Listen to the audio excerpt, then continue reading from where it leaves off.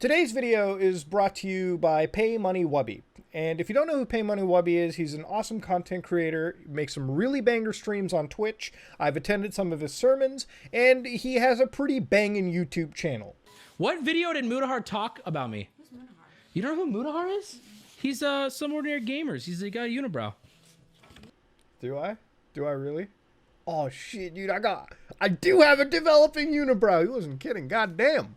Now, that being said, Wubby brought an interesting thing to the party, okay? He brought an interesting topic, and actually, Kavos also brought this topic too last week. If you don't know, Pokemon card collecting is a huge business right now. It's a huge investment. There are a lot of people who are buying packs of these cards, and they've basically boomed in value. The collectible card trading market is kind of all the rage right now.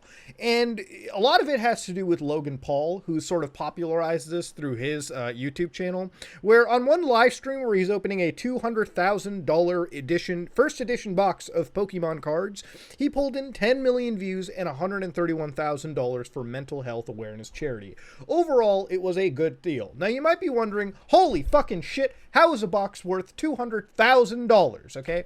Now, this box is worth $200,000 because effectively Logan Paul buys a booster box of these cards, and these booster boxes, effectively what he does here is he breaks these boxes open, he basically opens the packs themselves, shows the cards on stream, and he sells these packs, to people who buy them from him on his stream. A lot of people do it this way because, quite honestly, unless you're Jeff Bezos' son or something of the sort, you're probably not going to be able to fucking buy first edition boxes. Most people can't buy these for obvious fucking reasons.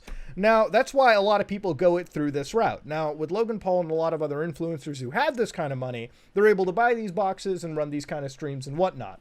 So Logan buys a box, splits it up, sells it to, his audience, maybe at a little bit of a markup, but hey, the money goes to a charity and Logan Paul gets a nice little, tax break. What was that? I coughed? Sorry. He gets a little bit of a tax write-off. Now, that being said, it's all fine. If it goes to charity, I'm all cool with it. What is interesting about this is Logan Paul actually has a Pokemon expert, so to speak, right? Now, his Pokemon expert is the Crypto King himself. This is JB, the Crypto King, trader, builder, blockchain entrepreneur, not investment advice. I wouldn't take it anyways.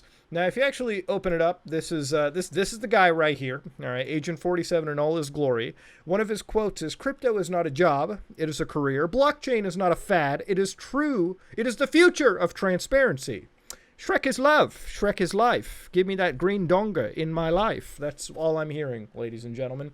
Now, I usually have a thing with investors. I don't really jump too hard into this whole thing. When it comes to money advice and financial advice, I tend to look at a billion people. It's kind of like going to a doctor. I make sure to get like 10 opinions and I just sort of see how they correlate, and I work with that. And so far, that's a pretty good strategy. Now, on the surface level, nothing here is necessarily wrong. And I want to preface a lot of this by saying that everything over here is just a complete opinion. Nothing that I'm stating is fact, and if JB comes out and pretty much proves me wrong and pretty much, just gives his side of the story and it's 100% factual, I will gladly accept that I'm wrong. But there's a lot of stuff that builds into shadiness, and we're going to tick those boxes off. Number one is if you go to the Impulsive podcast, right, the actual price appraisals that happen for these cards is kind of a little off, okay? Just listen real quickly. Bulbasaur, if it comes back at 10, based on your estimate. Of course. Gorgeous card. Thanks, Sam. No issues. Okay. How much? BGS, 10,000, 20,000 plus. 20, 30, 40, 50,000? I mean, what the fuck, man? I mean, Jesus Christ. If you're going to appraise something, at least get it down to a narrow range. It's like when you go to a net worth website and it's like, this person's worth between $5 or $500 billion. Like, holy shit, man. Either you're worth the fucking cost of a Subway's dinner or you're a fucking GDP of a small country. Who knows, right? Like, shit. I mean, fuck. Whatever. I mean, I'm probably going to be in the ballpark somewhere if I pick between those numbers, right? Now, that said, the card that they showed, right, if you look at the actual price by the grading, at the best condition, like the mint 10, like 10 graded, we're talking, virgin pussy grip card, $630, like the recent price, but the average is like $17.92. I don't know where the fuck he came up with that price tag. Maybe after like 50 years pass and the nuclear bombs drop, maybe, just fucking maybe, the card might have praised that high because it has more rarity. I don't know. Now, if you actually go into card grading, the way that card grading works is that there's two real players, right? There's the BGS and then there's the PSA. They grade things between 1 to 10, where 1 is basically like, hey, the card was cummed on a bunch of times. It's kind of garbage. I mean, it's not the best in terms of collecting. And then all the way up to like 10, where, you know, it's like the fucking Virgin Mary of the card. Like, this is where it is. And when you're actually grading these things, it's really not even up to you. Because in a lot of ways, when you're grading a card like this, right, there are so many extraneous factors that you couldn't even consider, like how that card was first formed, the fucking ink quality that was used when that card was printed, fuck, how the cardboard quality itself. I mean, there's a million things that go into it, and a grand majority is out of it. So it's effectively like fucking winning the lottery, right? Like, but maybe with like slightly better odds. That's kind of what you have to think about it. I mean, if you look at it, cards are graded based on factors like centering, corners, edges, surface. They give each attribute a grade of 1 to 10 and then combine those. So it's basically a homogenized rating of all these other ratings.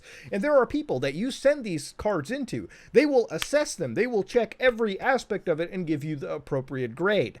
You can't really even just tell this just by looking at the card itself. You might be able to get somewhat of a cursory glance, but there is a lot of time and effort taken to individually grade these cards, right? That's why this is such an important thing. And it's not just Pokemon cards. It goes to Magic the Gathering, it goes to Yu-Gi-Oh!, and it goes to a million other trading card sets that you can find out there. This is what kind of makes the hobby even more fun than it is, right? Because that thrill of pulling that rare card, this is something that's magical for a lot of people. Now, this alone isn't worth a video, okay? Whatever, who gives a shit?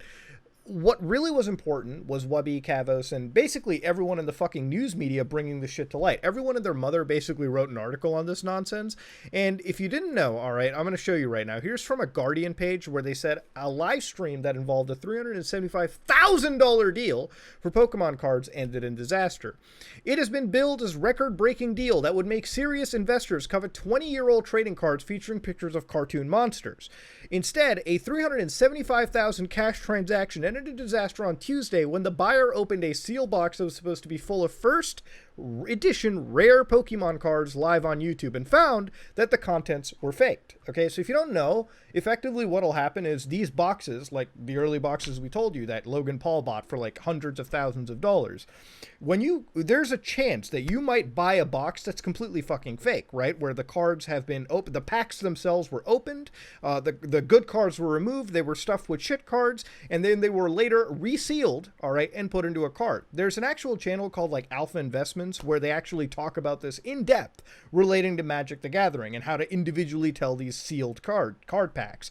But this is kind of a reality that happens. And unfortunately, it can be pretty hard to trace who's actually done the crime, because most people buy these card boxes and they never even open it themselves. They just sort of sit there appreciating value. It's only until when they finally get cracked open, like what happened on this live stream, that there's a chance that it might be a totally legit box, or you might totally be dealing with a fucking scam. Now, to remind you, okay, JB, who's kind of at the center of this fucking Pokemon trading card cartel, doesn't exactly have the best reputation around him, okay? Like, he's basically somewhat popular on Instagram, where he asks people and posts TikTok of, have you ever heard of Poke Porn? Yes, I have heard of Poke Porn, and yes, maybe or maybe not, I have jacked off to it. That is not today's question, but it is what it is. He has a bunch of other cards that he showcased, right? It's cool. It is what it is. Now, to prove to you guys that this isn't like, this guy wasn't getting targeted harassment, he had already built a aura of distrust, if you will, around the community. Like, there were people who were like, this guy is fucking scummy. Now, Wubby, Kavos, nobody here brought anything to him. A month ago, he posted a video. Are you the Pokemon guy? Okay, you open the Pokemon guy, it's a fucking TikTok, right? Is this the real Pokemon master? Maybe so, but I hope to God that I wouldn't find him on fucking TikTok. Now, if you look around, he's got 14 likes and 437 fucking dislikes. That itself isn't bad, okay? But when you look at the comments turned off, remember how I said earlier there's like, you know, check boxes to tick? This is one of those things, right? Like, let's be goddamn real over here. Hopefully my boy gets to 1,000 subscribers. I really beg for that. If you click on any other video, all right, $100,000 transaction, dislike, bombed. Again, comments are turned off. Why the fuck are we turning off the comments? I don't know. Maybe it's to prevent people from typing their version of what they believe the truth to be in the comment section below. I have never in my life, on my entire YouTube channel career, turned off the fucking comment section. If you have something naughty to say to me, feel free. The comment section's there.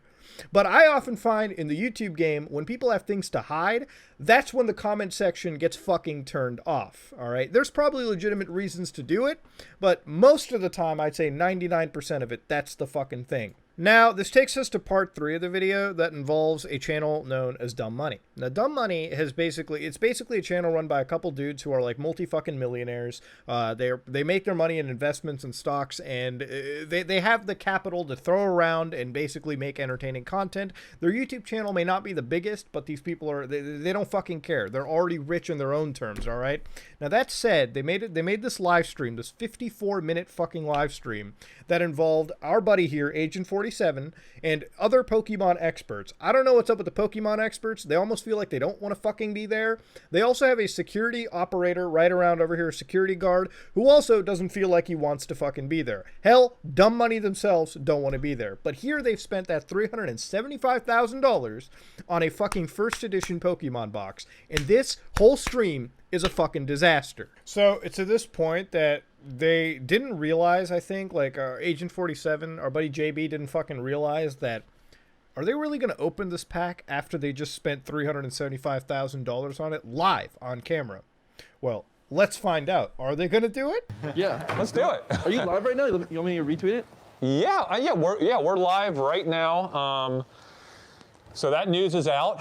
How do we do this? Do we just open the box? I mean, I'm not going to touch any of this, just so you know. So this is going to be in the hands of people that have actually touched the pack The before. easiest way to guarantee authenticity Yeah. is to pop it open. I didn't know if you actually wanted to open Yes, it. we're today going to open. because Let's have it that's open like- on camera live, so we know we're not doing anything weird with the packs. No problem. You fucking hear that shit? You hear that? He's like, oh fuck. Oh no problem right there. He's like, are we really gonna do this today? We're really gonna open the fucking packs? Alright, now that by itself isn't a fucking weird reaction, but alright, shit. Let's see what happens next. No problem. The owner of the box supposedly bought 3 boxes when he was a child. His parents bought him 3. They sat in the gun safe the entire time. There's a little bit you'll see of wear on one of the top edges. He says 100% money back for me if indeed it is fake. I spoke to him yesterday. Good guy. I've done lots of deals with him before. I've done all the inspections a normal person would be able to do without cracking it. Okay. Even the cellophane. The fuck?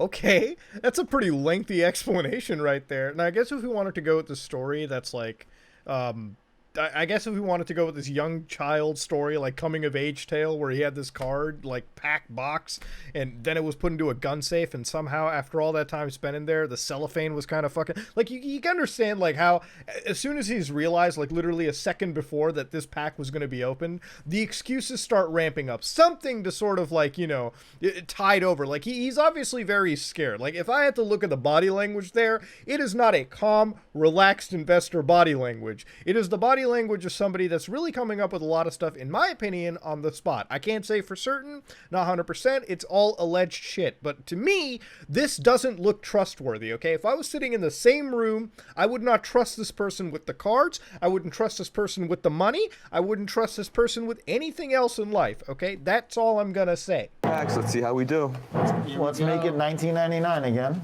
Very nice. What are we looking for underneath those packs that would be bad? The same The same thing. We want pack. the Does same. it say first edition? yeah. Yes, that's perfect. Keep going. Woo! Keep going. Keep going. Hold Oh, on. the color's different on that one than that one. That one's not a first edition pack. That's Wait, an what? issue. This is an unlimited pack. Oh no. Yeah, look, they're open. Yeah, no, that's a major fucking issue. This is a Oh resealed my box. god, it's a resealed box. All right, time to call the seller. Yeah, no money back on that. Oh. It's not even base set cards. Oh my god. Jesus fucking Christ. You opened the goddamn case and it already was full of duds like that? You didn't even try to hide that shit. It was all a terrible sight. Like, it was just like, as soon as you opened it, it was like Pandora's box. But I would say that it was the fecal version of the box. As soon as you opened it, shit flew fucking everywhere and everything went south, dude. Okay, so literally as soon as they found out, he just started going into the phone call, right? I want you to look at it. This is like really quick. Just like count the seconds here, okay? 1, 2, 3, 4. Less than 4 seconds. The person who sold them the resealed box was like literally sitting there on the ready, like, oh fuck, I'm getting this magical like inference somewhere, okay? Like this fucking ESP is kicking in my brain. They're gonna open my scam box. I better be ready on the fucking call. Open. They're open. They're open. Yeah. Yeah, they are. Hi, we just opened the box, literally live, and they're resealed packs. Look, energy cards. Yeah. Base Base set set 2. two. Yeah. There's like base set 2 mixed in, half of them are first edition, but they're all resealed. This is absolutely unacceptable. I'm sure that's 100% real call, and I'm sure it's not coincidental with the timing whatsoever. I don't disregard that at all. Again, I just have opinions. None of this is true. I have to actually put this in the beginning of the video that this is all 100% opinion, and none of it should be considered fact, okay? But I'm just going to say it is in my opinion that that call was probably leaning more towards fictional rather than non-fictional.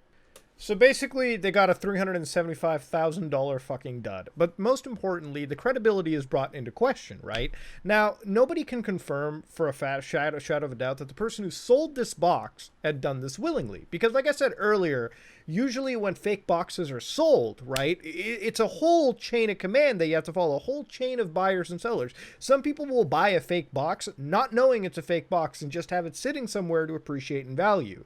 You have to really find out in that chain who was the one that faked the box, right? And that can be its whole separate thing. But that's kind of the one thing to understand, right? Like, credibility definitely gets shot in the dark, but it's not a guarantee that the person they bought it from faked that shit right there. Of course, our buddy JB, he has probably one of the best solutions. Let's hear it. I just spoke to the seller of the actual box. He has 2 others. They're in Philadelphia. We're flying to Maryland tomorrow. We're going to get both boxes. We're going to crack both boxes on videotape, make sure they're both correct.